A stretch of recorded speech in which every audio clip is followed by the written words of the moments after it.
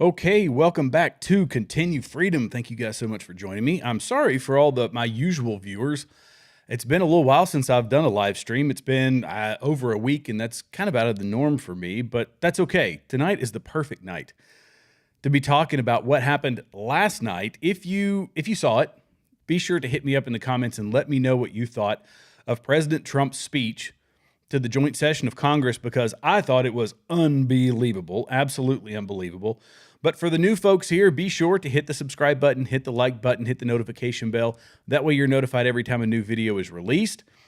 But, I have to say that overall, his messaging, which we're going to get into, I thought it was pretty awesome. I really thought it was positive. And one of the really telling things was the response by the Democrats. If you guys saw this, definitely let me know. They're not for a single thing. Not a single thing was worthy. Not even the kid who had brain cancer and multiple surgeries to correct it. Not even that was enough for them to stand up and cheer or shout for a positive message. Nope, it is all about partisan politics. And I guess the phrase that I thought of was, to them, partisan politics is more important than positive progress. And positive progress is what we are seeing. Though they hate to admit it, the American people believe that we are making positive progress. And this is shown, you could see it in the thumbnail right off the bat. People liked the speech. They liked the message behind the speech. 76% approval, according to a CBS News poll. And according to a CNN poll, it was 44% very positive, 25% somewhat positive, and then you get your usual 20 to 30% who are just going to hate it no matter what. There's like, there's no way I'm ever going to approve of anything Donald Trump says. So if I'm asked, I don't know, have you guys ever been asked? Have you been polled before? Have these poll watchers called you guys? Let me know in the comments. I've never seen it. I've never been polled. I've never had a single political poll reach out to me. But I guess they're a thing. And for someone who doesn't, I don't believe in the polls 100%. But when the polls are showing, especially from Democrat outlets using Democrat weighted polls, and they do not favor the Democrats, that is what speaks volumes to me. So when these Democrat outlets like CBS and CNN come out and say, well, 76% of the people are good with Donald Trump's speech, then I have to believe it's swayed even a bit more than that, because partisan is the name of the game when it comes to most of these polling outlets, these polling organizations. So the message was positive. It was, we're going to go through all the stuff he discussed, but we have to talk about the Democrats prior to the speech. This is the parroting that we saw in the media. Do you guys remember the video it went absolutely viral about all the news outlets repeating the exact same thing about dangerous disinformation, yada, yada, yada? Well, somebody put together this great mashup of Democrats, this is Donald Trump, but of Democrats parroting the exact same thing. And I think the count is up to 22. Let's just watch it and we'll talk about it after. When I win, I will immediately bring prices down starting on day one.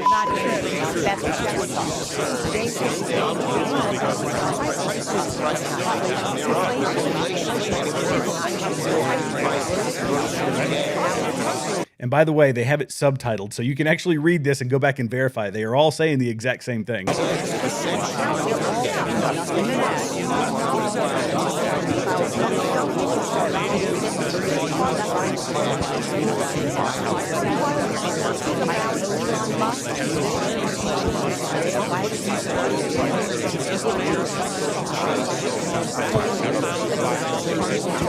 Is this unbiased information?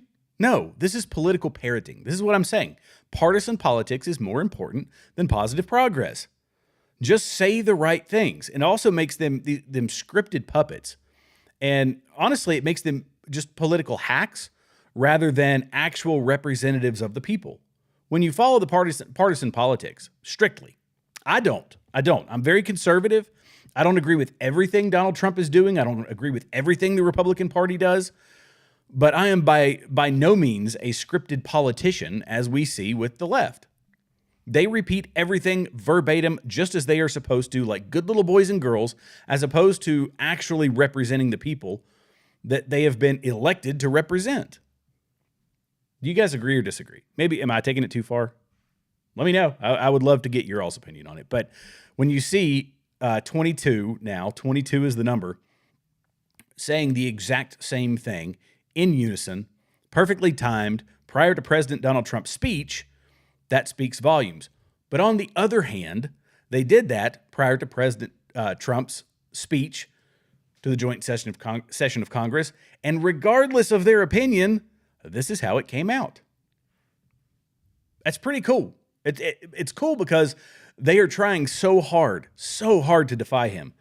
And you know what? You guys, you're common sense people. We are common sense people.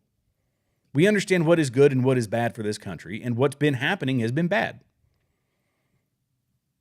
Now, after the speech, and I'm going to get into his points here in a minute, but after his speech, these were the types of headlines that we saw. Trump digs in on divisive agenda in his speech to Congress.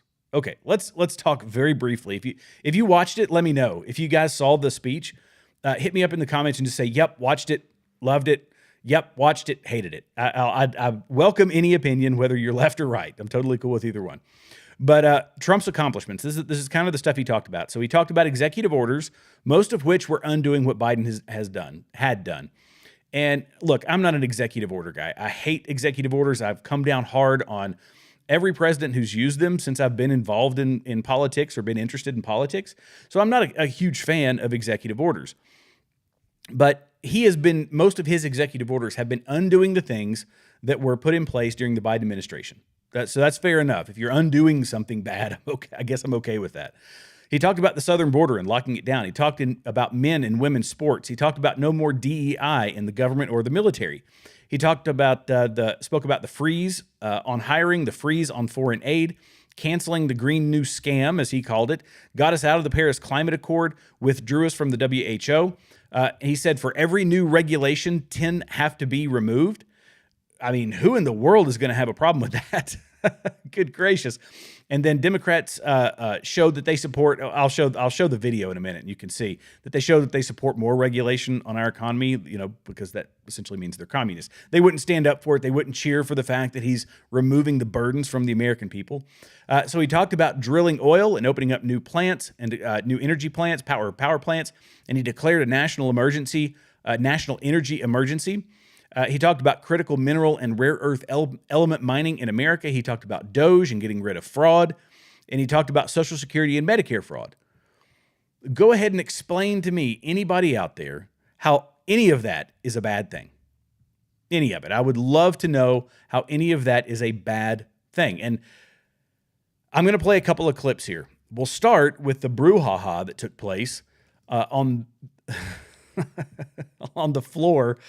Great day in the morning. This is not a long clip. It's a couple of minutes long, but we're going to watch it anyway because you got to get this in full context. This is Al Green and his response to President Trump. I'm sure that he saw that he was doing this he was getting paid to do this, but let's watch this. We won the popular vote by big numbers and won counties in our country.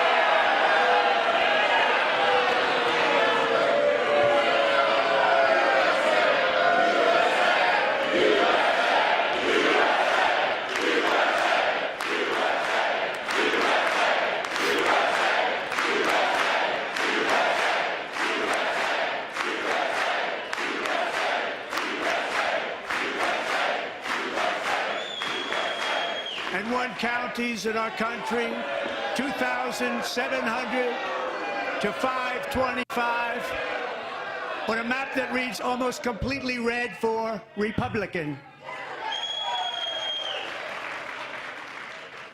Now, for the first time in modern history, more Americans believe that our country is headed in the right direction than the wrong direction. In fact, it's an astonishing record, 27-point swing, the most ever.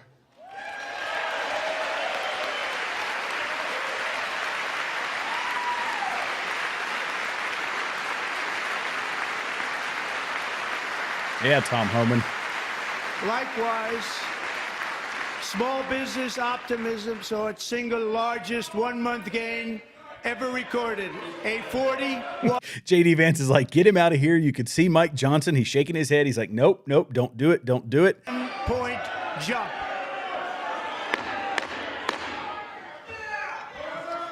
Members are directed to uphold and maintain decorum in the House and to cease any further disruptions. That's your warning. He says he has no mandate. I think the polls would say differently. The voting booth would Members say are differently. engaging in willful and continuing breach of decorum, and the chair is prepared to direct the Sergeant-at-Arms to restore order to the joint session.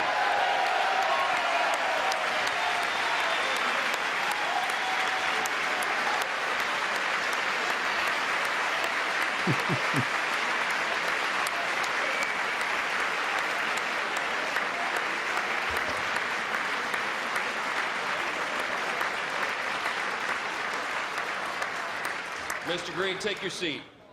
Take your seat, sir. Take your seat. Finding that members continue to engage in willful and concerted disruption of proper decorum, the chair now directs the Sergeant-at-Arms to restore order. Remove this gentleman from the chamber.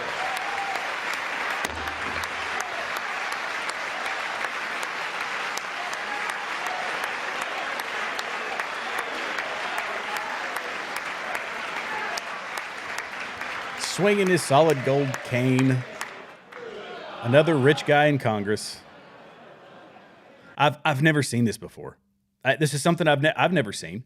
Is a member of Congress being ejected because he couldn't maintain his composure. And I believe that this is well, I think we all know that this is political theater. But I believe he was paid to do this. This is some spectacle. He wanted to get himself up in clicks. He wanted to be at the top of the headlines. He wanted to make a little, a little political progress, I guess you could say, by getting out here and making a scene. And they escorted him out. The sergeant of arms takes the guy out. He's waving his cane. You don't have a mandate. You don't have a mandate. Blah, blah, blah, blah, blah. I will say that Republicans are not innocent of making political statements during speeches. It's just true. They belt stuff out all the time, not all the time, but sometimes. And I don't particularly like it. Sometimes I laugh about it. But in this instance, we're seeing something that I've never seen before. If you guys have seen it before, let me know. So yeah, okay, a couple of comments. I'm going to go ahead and get to some comments. Tristan loved it. He trolled them with ridicule, dry humor, and sarcasm. Yeah, and we're going to talk about some of that. And you're right too, Junior. Over here on YouTube, there were some heartwarming moments, and we're going to talk about that. And we're also going to talk about how the Democrats responded to those heartwarming moments, which they were, but they kind of met them with a bit of derision. So anyway, so let's talk about some of the comedy. Donald Trump, he did troll. He trolled Elizabeth Warren. I don't know if you guys, well, I guess you guys saw it, the ones that have commented because you watched it last night. But listen to this. I'm going to let this play out for everybody else. Here we go. Do you want to keep it going for another 5 years? Yeah, you would say Pocahontas says yes.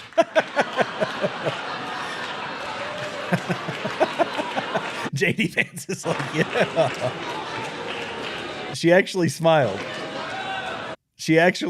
So that was in good humor, if you want my opinion. I believe that that's something in good humor. That, hey, yeah, he called her Pocahontas, and she's like, okay, fine. Yeah, you took your cheap shot. Go for it. But this happened on multiple occasions. And one of them was, let me see if I can pull it up here, the right one. It was in the Elon and Doge piece. So, again, this is a couple of minutes. Bear with me on this one, but it's definitely worth watching. It was fantastic. Let's play this one here. And to that end, I have created the brand new Department of Government Efficiency. Doge. Perhaps you've heard of it. Perhaps.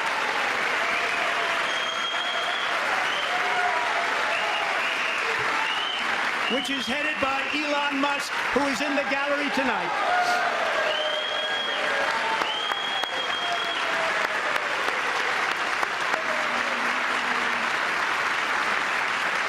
Elizabeth Warren on her phone. Thank you, Elon. He's working very hard. He didn't need this. He didn't need this. Thank you very much. We appreciate it. Everybody here, even this side, appreciates it, I believe. They just don't want to admit that. $22 billion from HHS to provide free housing and cars for illegal aliens. $45 million for diversity, equity, and inclusion scholarships in Burma. $40 million to improve the social and economic inclusion of sedentary migrants. Nobody knows what that is. $8 million to promote LGBTQI+ in the African nation of Lesotho, which nobody has ever heard of. $60 million for indigenous peoples and Afro-Colombian empowerment in Central America. $60 million. $8 million for making mice transgender. This is real. $32 million for a left-wing propaganda operation in Moldova. $10 million for male circumcision in Mozambique. $20 million for the Arab Sesame Street in the Middle East. It's a program. $20 million for a program. $1.9 billion to recently created Decarbonization of Homes Committee, headed up, and we know she's involved. Just at the last moment, the money was passed over by a woman named Stacey Abrams. Have you ever heard of her? Yeah, $2 billion. Crazy. A $3.5 million consulting contract for lavish fish monitoring. $1.5 million for voter confidence in Liberia. $14 million for social cohesion in Mali. $59 million for illegal alien hotel rooms in New York City. Hell.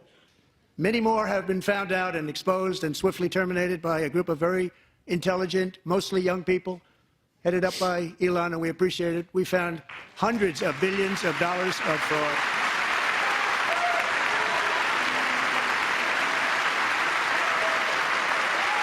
And then the Democrats holding up, oh, it's false, it's all wrong. Look, everybody, you know as well as I do that we've been seeing the records. We can see the data. It's freely available on X. Most of it is.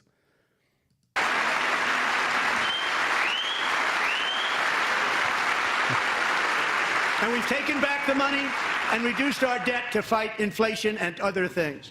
There you go. Nobody knows what that is. Nobody knows who that is. Nobody knows why we're spending money on it. I mean, it was wild, absolutely wild. But the Elon signs, and you guys probably saw this, but there were the signs that were saying, you know, false, Elon steals.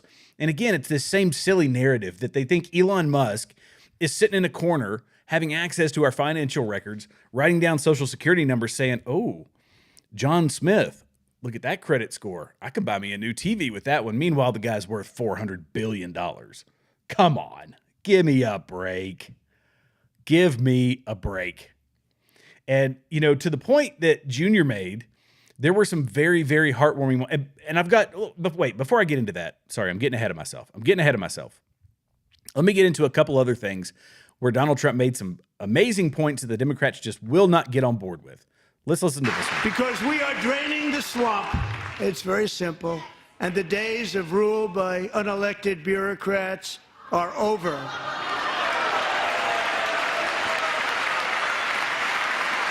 Republicans stand.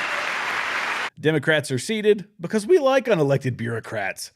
What are you getting rid of all our unelected bureaucrats for? Those are the ones that pay for my second home. Come on. You want to get rid of the unelected bureaucrats? Donald Trump, you evil, evil man. You evil, evil man. The price of eggs. Let's talk about the price of eggs. Check this one out. These are short clips. Joe Biden especially let the price of eggs get out of control. The egg price is out of control.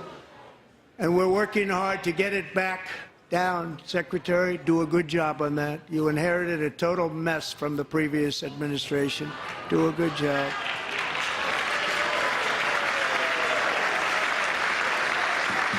Oh, and then we got to wear our T-shirts. By the way, Jasmine Crockett made a whole video of her and her little cronies saying, look at our T-shirts. Look at what we wore. You know, this one says resist and this, that, and the other.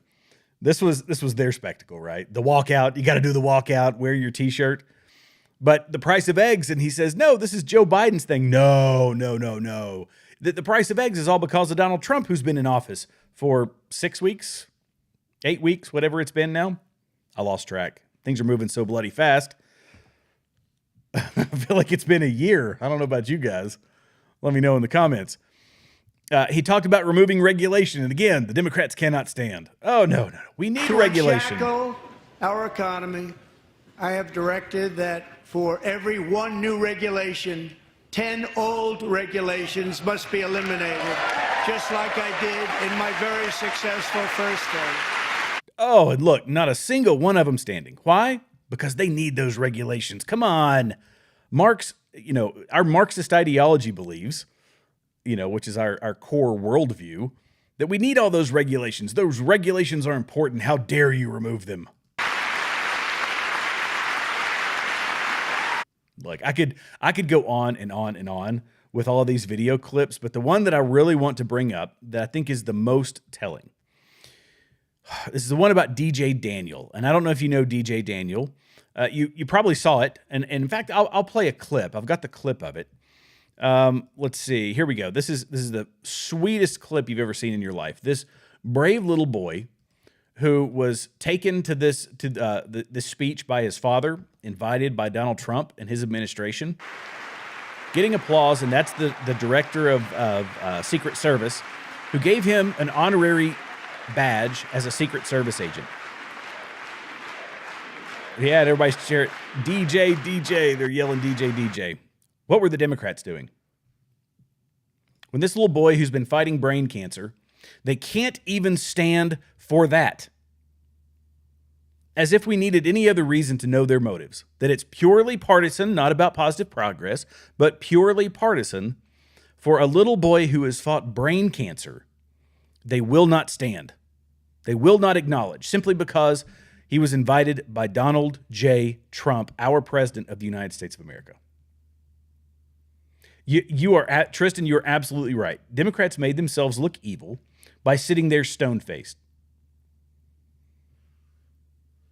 And you're right, the mothers. There were the mothers that were of women, of young girls who were violated and whose lives were taken by illegal immigrants. Donald Trump brought those up.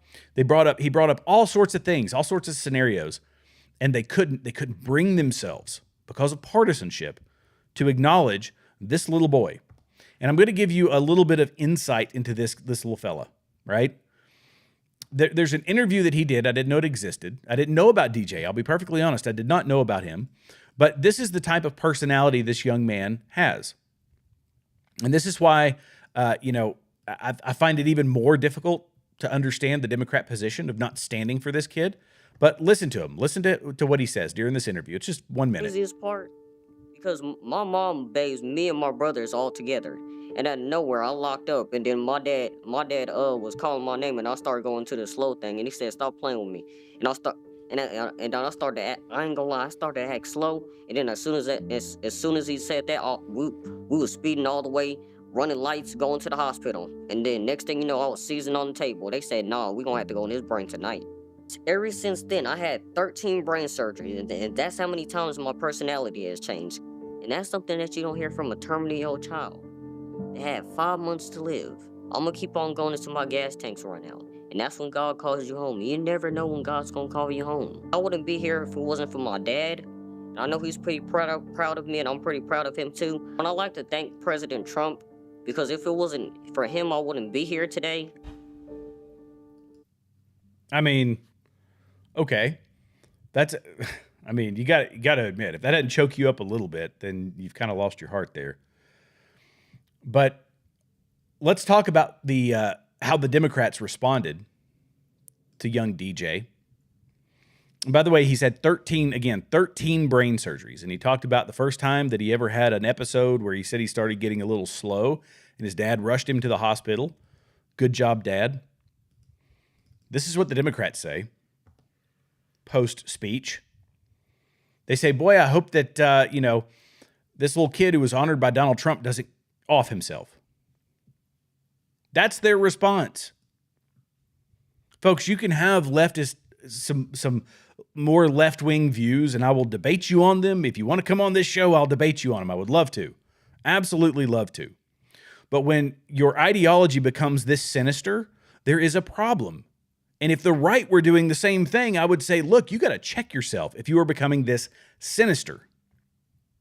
MSNBC hosts Nicole Wallace and Rachel Maddow were slammed for ghoulish behavior on Tuesday night after denigrating a 13-year-old boy battling cancer, and even discussed the possibility of him committing, I can't say that on YouTube, unaliving himself after President Donald Trump praised the child's fortitude and dreams of becoming a police officer during his address to Congress. Let's listen to it so you can understand the context, because that's always important. But this is from the Post Millennial. Let me pull it up here on Twitter really quick. It takes just a minute. Here we go. And I'll let you listen for yourself. Make your own judgment. Make your own judgment. But I think this was a lesson in finding one thing that you let yourself feel. And I let myself feel joy about DJ. And I hope he's alive for another, 95 years, right? And I hope he lives and the life he wants to live. He wants to be a cop. He knows what he wants to do. And maybe when you have childhood cancer, that crystallizes for you. And I hope he has a long life as a law enforcement officer. But I hope he never has to defend the United States Capitol against Donald Trump's supporters. And if he does, I hope he isn't one of the 6 who loses his life to suicide. And I hope he isn't one who has to testify against the people who carried out acts of seditious conspiracy and then lived to see Donald Trump pardon those people. The mindless way that was repeated is disgusting. It really is disgusting, and that is heartless. That, my out, right? My cop-out is to say, I hope he lives a really long life. But I'm going to take this young man's struggle, and I'm going to bring it around and make it political against my opposition. That is absolutely disgusting. When the Republicans or Donald Trump, they bring this brave young kid out there, they are highlighting his fight, his struggle. He was supposed to live for 5 months, and now he's lived for years after his first episode. And so it's highlighting a positive message. The Democrats, they immediately take it negative and say, boy, while this is a positive message, and we could just say, you know what, this is a great thing that we can unify around. No, instead of that, they say, boy, I hope he doesn't unalive himself like the January 6th police officers did. That is disgusting. That is despicable. And I hope that people watching this that are on the left would recognize that. You can hate January 6th and all that kind of stuff, think what you want to about it. But to politicize this young man who had nothing to do with it, and then to try to make your evil political agenda, or try to use him to, make your evil political argument, that's despicable. That's messed up. Wow.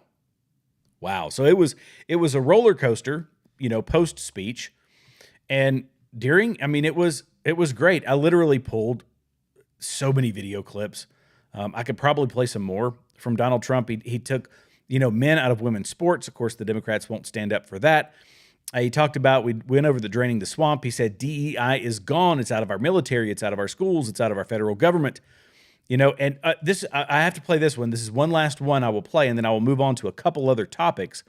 But listen to this one. This is such a valid point. When he said it, I'm like, boy, good job, sir. Good job.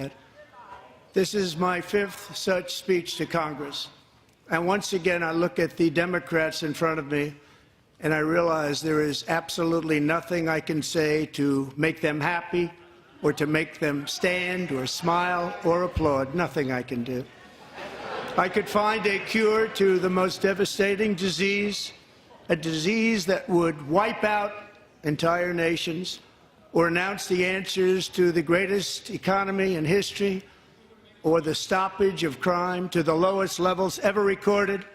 And these people sitting right here will not clap, will not stand, and certainly will not cheer for these astronomical achievements. They won't do it, no matter what. Five times I've been up here. It's very sad, and it just shouldn't be this way.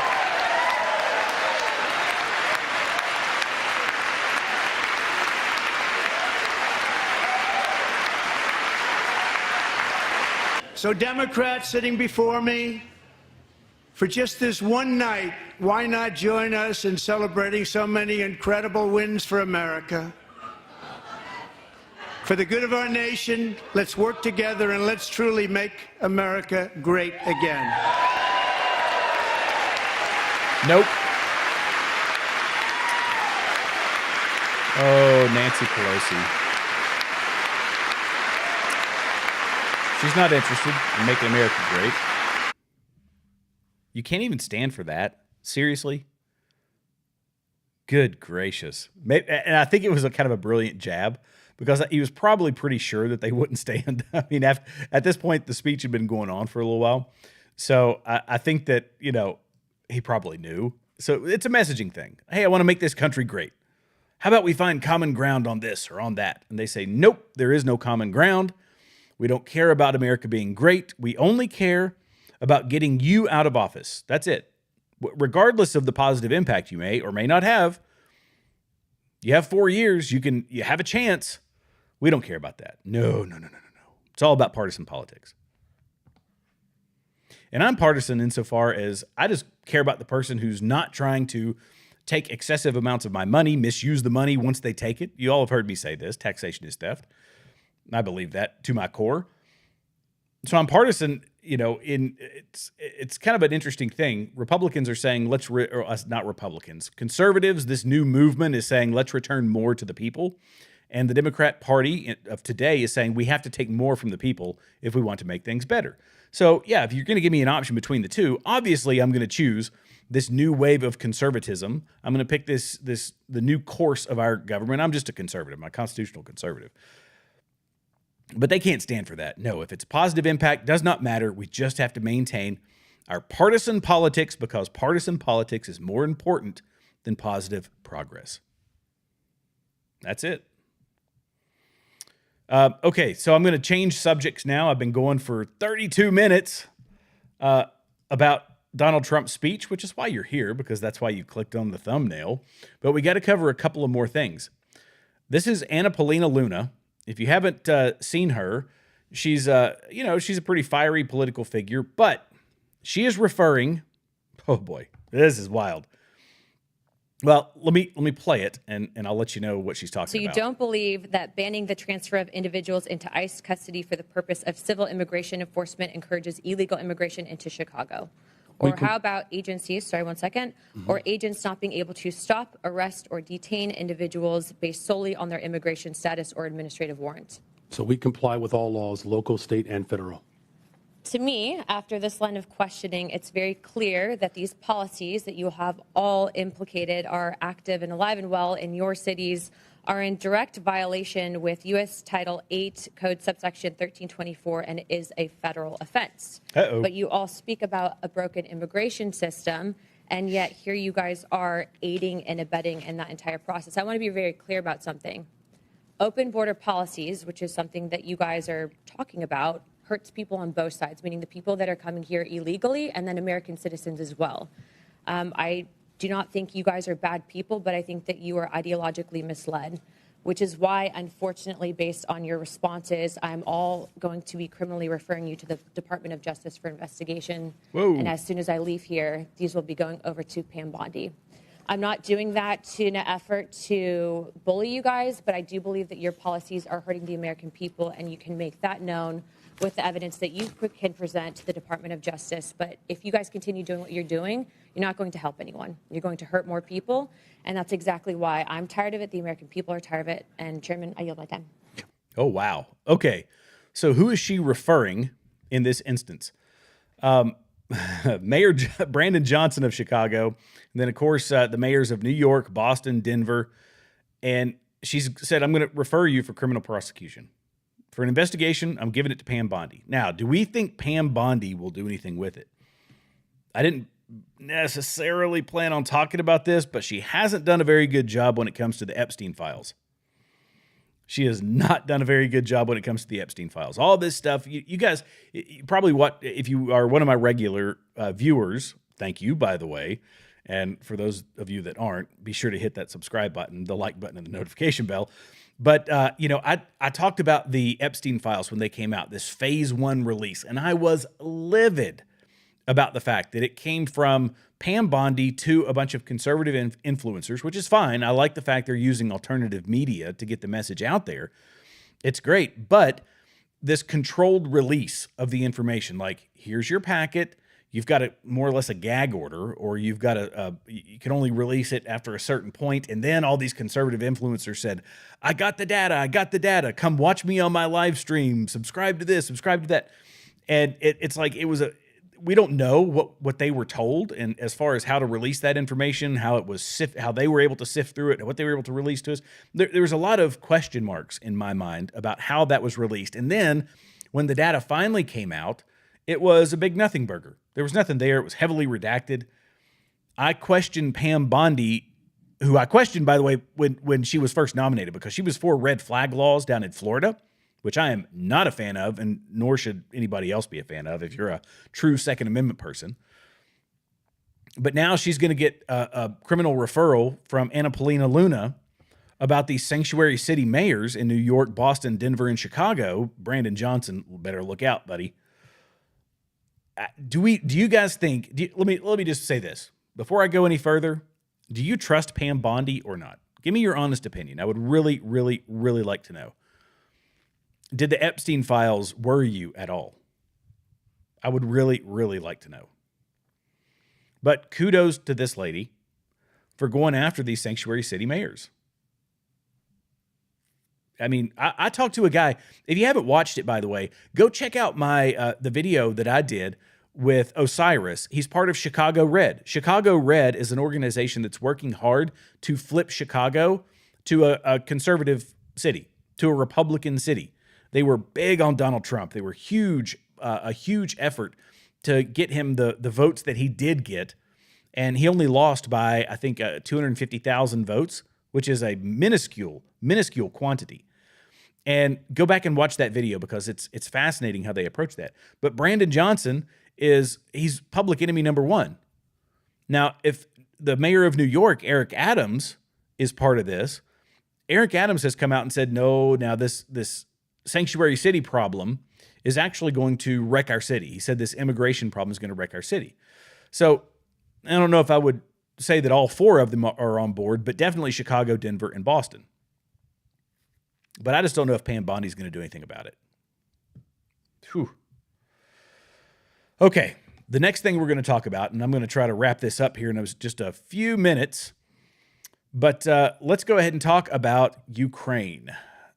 If you have watched me on a regular basis, you know I am no fan of the war in Ukraine. I'm sick of sending money that we do not have to a country that I do not care about. Hundreds of billions of our dollars. And they say, oh, Ukraine could win this thing. This is the argument they make. Ukraine could win this thing. This is what the Democrats say. If you haven't seen these videos, I'm going to enlighten you on something that is very troubling. And there are literally thousands of these videos. Thousands of them.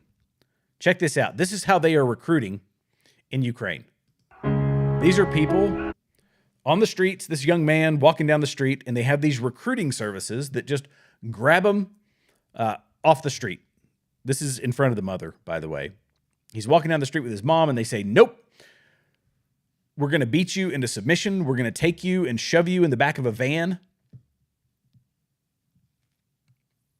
This is what we're paying for, by the way. And I can't remember if this is the video that goes all the way or not. No, I grabbed one of the other ones. Either way, there's one where these young men are fighting back, and the recruiters, let's call them recruiters, but the kidnappers, basically, to send them to the front lines, they're beating them into submission. They're broken ribs. They'll knock them unconscious. I've seen videos of these young Ukrainian men literally being knocked unconscious, thrown into the back of a van, and then they're taken to these holding facilities where they're in handcuffs. And these recruiters, they don't have to go to the front line, right? They're just there to strong arm the young men to send them to the front. I saw a video, I don't know if it's true, so I'm hesitant to even mention it, of a young man with Down syndrome who was sent to the front line. I don't know if it's true or not, but would I be shocked? No, I wouldn't, because there have been hundreds of thousands of deaths in this war. I'm tired of it. Donald Trump is tired of it. You saw I did a video actually on his interaction with Zelensky. And the Democrats, they say, nope, keep it going. We got to keep this train rolling. This money train, this money laundering scheme. Don't fall for this. Don't fall for Trump's mineral deal, any of this stuff. No, we cannot have peace. We have to keep money in the pockets of those that are keeping us in office. So Ukrainian President Zelensky met with Democrat lawmakers before his Oval Office meeting with President Donald Trump on Friday, where he reportedly received advice to reject the terms of the proposed mineral deal, according to Senator Chris Murphy from Connecticut. Oh, because that's a very reliable source. Just finished a meeting with President Zelensky here in Washington. He confirmed that the Ukrainian people will not support a fake peace agreement where Putin gets everything he wants and there are no security arrangements for Ukraine. This is what Murphy's office posted on X at 11:15 a.m. on Friday. So they're saying, don't take the deal. Don't bite into it. Don't buy into it. No. Anything they can do to avoid peace. And Donald Trump, you saw it in my previous video. I think I had it in my last video. That he's like, oh, look, you're in no position to argue. You're in no position to your country is going down the tubes, and I want the young men and women in Ukraine to stop dying. Meanwhile, the money laundering operation has to continue for the good of the Democrat Party, I believe, and some of the Republicans. I'm not going to say Republicans are innocent in this. There are Republicans who have been supporting this war machine for a long, long, long time. And some people are making money in other ways. Kamala Harris, she uses this whole situation to raise money for her campaign. Or to fundraise, rather. She said, Kamala Harris, her fight fund is what she calls it, is using the contentious Oval Office meeting between Trump and Zelensky and Vice President Vance as a fundraising opportunity, claiming the meeting was a, quote, disgrace and harmful to the United States.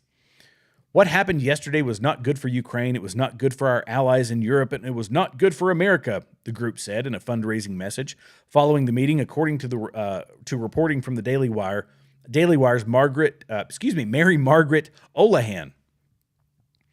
The message claimed that the Oval Office meeting was demonstrative of what Kamala Harris warns us about during her debate with Donald Trump, which was, quote, how quickly Trump, after everything the American people have done and sacrificed to preserve Ukraine's ability to fight for independence, would give in for the sake of favor and what he thinks is a friendship with Vladimir Putin. What the American people have given is our treasure, i.e. your time. Our time is what we've given in the form of money that is taken from us at 15, 20, 30%. When your paycheck's a little smaller and they shave a little bit out of it, we're sending it to this guy and to her. She wants you to voluntarily give it, which you're more than welcome to do.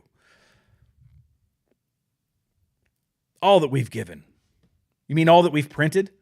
So you take it from us, first off, it goes to Zelensky and other people in the hundreds of billions and trillions that we're spending. But we're also going to print more, increase a little bit of inflation. You know how that works. And that's also a tax on us because we're the ones that have to deal with it. Kamala Harris is doing just fine. The politicians are doing just fine. That's what grosses me out about all this stuff. Anyway, I'm kind of ending on a bad note. I apologize for that, but I appreciate everybody that's been hanging in here with me. If you're new to this channel, be sure to hit the subscribe button, the like button, and the notification bell. I would love your thoughts on anything we talked about tonight. I appreciate all the interaction from you folks that have been leaving comments and hitting that like button. It means the absolute world to me. You're the ones that are going to help this channel grow. So again, if you enjoyed this, come join us again on our next live stream, but you got to hit that notification bell so that you know when we go live. God bless you. God bless America. And I will see you in the next video.